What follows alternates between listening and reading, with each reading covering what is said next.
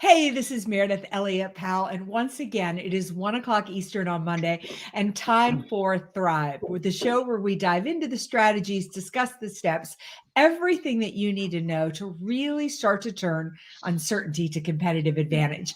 I am here today with the person that I think is the networking relationship guru, Joanne Black. And in just a minute, you're going to learn a lot more about Joanne, but I hope that you are bringing pencil and paper or ready to type on your computer because she is full of amazing ideas of what you need to do to really turn uncertainty to competitive advantage. So, with that, let's go ahead and get started. Joanne, welcome to the show. And for the couple of people out there who do not know who you are, give us a little bit of background about you. My company is No More Cold Calling, and I'm known as the expert in referral selling. Why? Because the big problem today sales teams have is getting access. How do you get access to your buyers? It's quite simple. You get a referral introduction, boom, it's done. No 8 to 10 emails. You just get the introduction, you get the meeting. And that's the work I've been doing, helping sales teams create a referral culture. So the referrals happen all the time. It becomes the way they work. 25 years worth, it's still working. It's amazing what really put you into this line of work. There you are. You start out in business. You start out in sales. Why did referrals, networking, relationship building? Why did that become your niche? What took you there? Well, I worked for two consulting and training firms. And in 1996, my colleague said, Joanne, economy's great. Start your own business. Well, my first client was actually a referral. Didn't think about it at the time, but it was. And they were a small outplacement firm. And I was working with the management team on their sales and marketing strategy, specifically sales, because then in a business plan, you needed a magnifying glass to find sales. Well, serendipitously at the same time, they were doing a customer satisfaction survey of 50 of their best clients. There were several rounds, and 7 was high. On the last round, I added this question. Meredith, to this day, I have no recollection of why, but I said, would you be willing to be a referral to this company? 7-point high came back 6.5. So the next meeting I had with the management team, I said, look, 50 of your best clients have said they're glad to refer you. Are you asking? Wow. No. Well, the answer is no today, by the way, when I asked that question. But what happened was I did my feet on the street research. I asked salespeople, sales exec, do you love to get referrals? Yeah, tons, tons, up, like that. And then I said, do you have a referral methodology, a system with a strategy, metrics, skills, and accountability for results? Again, the answer was no in No. 1996. It's no today. And what's surprising about this, Meredith, is everybody intellectually knows referrals are the best business. But in an economy and in a pandemic like we've had now, there's people just tend to fall back on what they've always done. And they Mhm. go into technology, technology, technology. Well, sales is not about technology or transactions. Sales is about relationships. So I find it so interesting. I love the fact that when we kick this off, you said, one of the biggest challenges that business owners, sales teams have today is access. And it's always been, I mean, we've been talking about getting to the decision maker as long as I have been in sales, but it seems like when I listen to my clients, it comes up more and more now. I mean, we can't get to the decision maker. So my first question is, would you agree it's more difficult right now? And are referrals the way, or is that the best way to get in there? Well, it's up to you. I mean, if you want to get a meeting, get an introduction, get the meeting to the right person. That's how you get in. And what's happened is that no one is asking their clients for referrals. And so this shifted for me last year. I was very surprised, Meredith. that last June, 2020 June, Yeah. my phone started ringing or my email started coming in, however you want to phrase it. And every single client had this focus. How do I get referrals from my clients? Well, I've always knew that was important, but my Mhm. gosh, when 6, 7, 8 companies said, this is what we want to do, typically it was a new VP of sales came in and said he wanted to focus on referrals or she wanted to focus on referrals. And that's how it happened. It was just like that. Hmm. So my niche has always been narrow, right? It's referral selling. So I kid about it. Sometimes I'll say, well, there's two parts to the sales process. Part one is getting the meeting.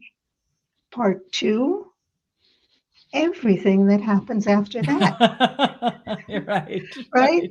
And if you don't get the meeting, part two doesn't matter on part one. So I've Right. always done that, but the narrowness was now focusing solely on helping clients get referrals from their clients.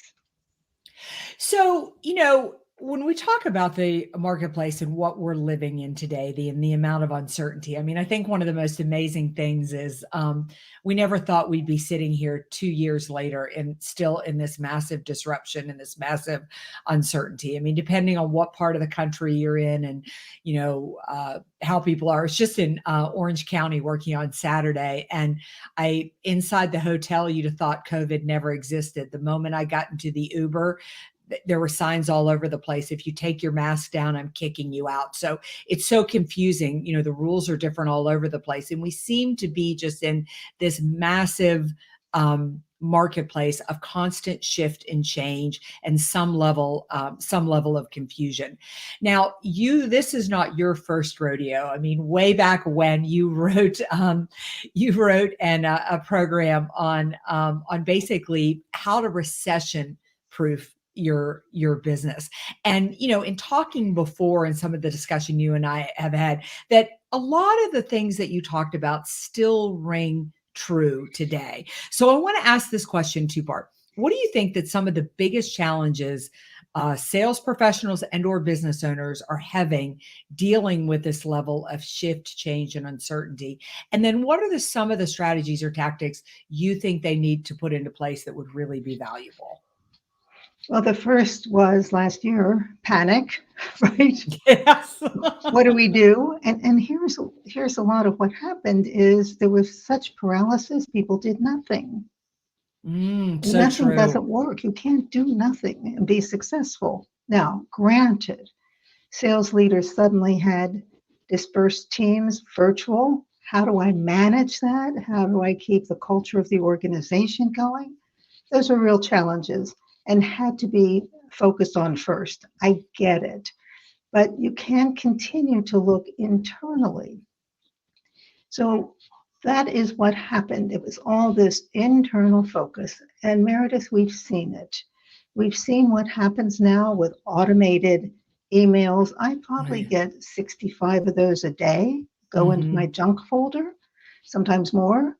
And now the same bad behavior is happening on LinkedIn. They're pitching, they're sending, oh, connect with me. Nothing about relationships. You can automate your systems, but you can't automate relationships. And that's the mistake that's being made.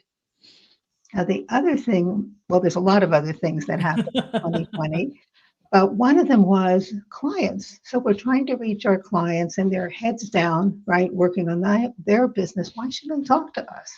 Mhm. Well, I think for the first month or two, they didn't want to.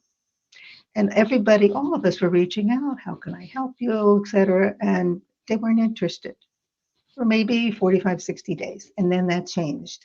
Yeah. But what we always should have been doing is dazzling our customers, always staying in touch and presenting insights to them, helping them what is it they need and really understanding their business. That hasn't happened. So here's what happens typically today, not in every industry, but an account executive will close a deal and hand it over to customer success. And then they go on and get other logos. Well, excuse me? Your best source of new business is right there. All of Mhm. the people you've come in contact with during the buying process and had relationships with. See, they can be your advocates. They will refer you and introduce you to other divisions of their company, as well as their counterparts in other companies. It's like, duh, Right. why isn't that happening? Yeah. I do think it's funny. I think that we make sales so much harder than it used to be. I was just talking with a client today who's head of a division of a large corporation. And as he looks to 2022, his team is doing an unbelievable job of transactional selling, a very weak job of increasing, of increasing market share. So let's dive into referrals. So what is the process? I assume that we need to begin by making our customers really happy. I would think that would be the foundational piece.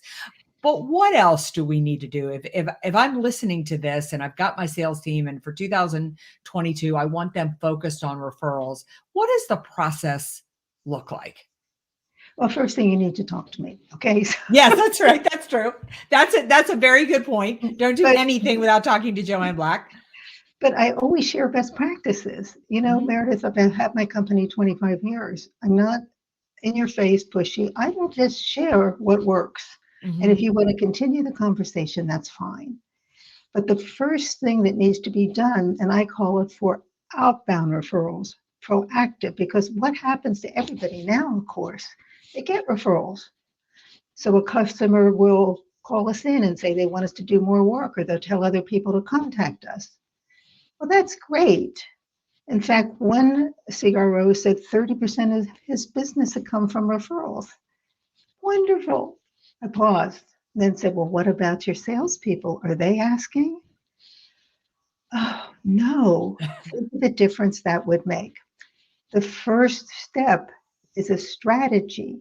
And I'm a salesperson, no binders, no retreat for 2 days. Yeah, right.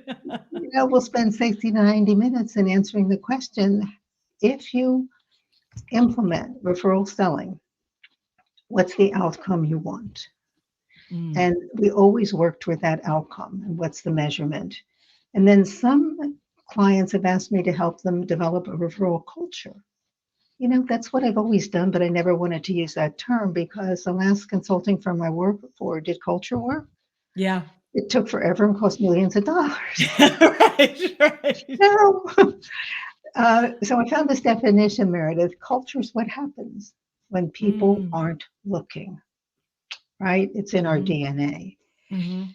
And so that's what the sales leader needs to put her foot in the ground, a stake in the ground, and says referrals are going to be our number one outbound prospecting strategy. So it starts with a strategy conversation, then determining metrics for the sales team, for the individual, for the company. And then how are we going to measure? We have to have metrics on referrals that align with the KPIs. Otherwise, it doesn't happen. Mhm. Referral selling is a skill. It's a behavior change. A lot of people don't realize that. Oh, yeah, I just have to read a book, right? Well, Meredith, I haven't quite finished your book, but I've heard you speak. You see all these stickies in here? I do. Now, what happens when we read a book, most of us, we read it and say, well, that's nice. And then we go on to the next thing. We have every intention of following through. And most of the time, it doesn't happen, Right. right? So it is a skill that has to be learned, practiced, and people need to be accountable for the result because unless they're accountable, forget it. And that's the process: strategy, metrics, skills, accountability. And in the accountability, there's coaching and reinforcement because with any new skill, you just don't learn it and then, okay, you Right, go right. on. And then you've got it. Yeah. So that's the process. Why are we so reluctant to ask for referrals? Are we reluctant? Are we lazy? Like, what is going on there? I called it the elephant in the room, and it's really surfaced in the last year and a half. I've had seasoned sales pros, guys, tell me, Joanne, I'm just not comfortable asking for referrals. Well, here's why. There's a lot of reasons. That's what everybody's told me. It makes perfect sense. First of all, referrals are really, really personal. Yeah. So I'm going to refer you because you're a nice person, but your prospect will only take the meeting if there's a valid business reason. So we are hesitant to ask because we think, oh my gosh, it feels like the used car salesman. It's aggressive. It's in your face. I'm not like that. It feels desperate. Right. Think about that. Because if I have to ask, that must mean I'm not doing so well. Because if Mhm. I were really successful, well, I wouldn't have to ask. Now we know that's not the case, but that's the perception, and I deal with those as real. And then the biggest fear, what if they say no?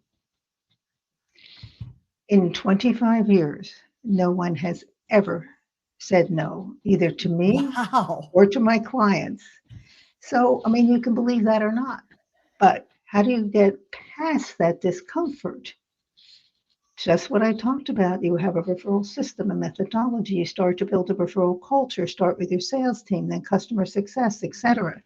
It becomes the way you work, and that's how you get over it. One Mhm. of my clients had practiced, and then she had a chance to go live. And in our next session, she said, Joanne, I asked just like we practiced. And she said, yes. And she was so surprised. But that's what happens. So that's a lot of what gets in the way. Is there a better way? Is there a right way and a wrong way to ask for a referral? Absolutely. I'll tell you the wrong way. Okay. And this is what I've heard for years. And it's because of the discomfort. Well, if you know anyone who could benefit from my services, please let them know. Done, right? Oh, Right. yeah, I asked, that didn't work. So, what we need to do, we need to be really specific. You know, people want to help. This is the moniker I work up under.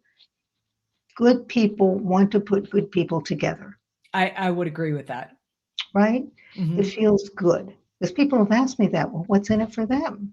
That's exactly what's in it for them. It's being human. And we do the same for them. So that's really the the mindset to have. The good people want a good people together. Now you're only going to ask someone with whom you have a good relationship, obviously. Mhm. Now I'll tell you the opposite, and then I'll tell you how to ask. So recently, I got a LinkedIn invitation from someone new to a company. I knew the CEO. I knew a lot of people in the company. Loved the company, and so we connected on LinkedIn. About 2 weeks later, he sends me a LinkedIn request to say, do you know so and so? I see you're connected on LinkedIn. So, of course, we don't know if they know them. And if so, I'd appreciate it if you'd introduce me. I had to think carefully about my response because I don't know him. Right. Right. And so I wrote to him something to the effect that I would glad give you a referral, but I don't know you. And Mhm. I have to be confident when I give a referral that that person will take care of my connection as I would. Otherwise, I look like, I don't know if I can say the word here, so I won't. Right. And so we have to earn the right to ask. I And love we all that. know when that is, right? Mhm. Yes. Yes. So here's what you need to do. We need to help the person who's introducing us. I call that our referral source. Think of someone and definitely never say anyone. That's not helping. You need to be really, really specific. If you want to meet Jill, well, Jill Q, and she's your prospect, right? And your referral source knows that prospect, you need to be very clear. If your referral source doesn't know that prospect, you still have to check their LinkedIn profile, find out where their connections are, craft a picture, draw a picture with as much lines and color as you can put in. specific, specific, specific, because you want the person who's referring you to actually picture that person. So we need to help. And so this is what you do. Who, if I'm asking you, Meredith, after I've described who I'm looking for, etc., I would say, Meredith, you've been so gracious to offer to introduce me. Who are one or two people you know who match that description? Obviously, we go from there. Right. But that's the word. You start with who. Nobody can say no to a W word. Who, what, when. Right. Right. Yeah, can't say no. You know, it is hard to believe, but we are coming to the close of this podcast. So these 20, 25 minutes goes too fast, just too fast. I always like to end with two questions. One is you can answer them in any order you want to answer them. Number one is, what is your best piece of advice for anybody out there struggling right now in an uncertain environment, struggling to build a referral culture? And the second is, how do we get a hold of Joanne Black? If we want to build a referral sales culture, if we just want to take our culture to the next level, well, wait a second, culture is what happens. If we want to build our process and our system, how do we find you and how do we get a hold of you? Well, the first is about taking a look. It's what you talk about in your book, Meredith. Right. So step back, take a look at your company. What's working, what's not. Get rid of your sacred cows. You have to be innovative and you have to be definitive and make decisions, because the most important thing when any economy is slowing, and we overlay the pandemic with that, is to make quick decisions. So that's one. And one of your quick decisions could be, oh, yes, we really need to get more referrals, because we could see how that would end with a qualified pipeline and more revenue. Mm-hmm. Get a hold of me several ways. Please invite me to connect with you on LinkedIn with a personal message. No clicking buttons, because that's not about relationships. And then email me, Joanne, at nomorecoldcalling.com if you'd like to have a chat, and go to my website, nomorecoldcalling.com. And if you want to learn more, okay, I wrote the book. That's right. So you can get that. And then the other book is Pick Up the Damn Phone. which is that doesn't mean to cold call. That means to stay in touch. Yeah, absolutely. You know, this week coming up, I do another podcast with Mark Hunter, and we're actually going to feature your book this Saturday, No More Cold Calling, because we're talking this Saturday on our show about how to build a referral sales culture. And I don't know anybody any better at it than you are. Joanne, I can't thank you enough for joining us today and letting us take a peek inside of what you need to do to really turn uncertainty to competitive advantage. I love this strategy because I think in the world where it feels like there's so much white noise out there, it's so hard to get in front of people. People are so distracted. They're so busy. But if you can go back to the lost art of really building relationships, understanding connection, and personalizing what you do, you're going to put yourself in a position to not only succeed in today's marketplace, but really turn uncertainty to competitive advantage. I really think that you should reach out to Joanne at nomorecoldcalling.com. Please pick up either book, Pick Up the Damn Phone, and no more cold calling. And I really learn from Joanne about all the expertise she has in this field. And we'll see you right here next week, 1:00 Eastern, with another expert, another set of strategies, and everything you need to know to start controlling change rather than having change control you, and learning to thrive in today's uncertain marketplace. We'll see you next week.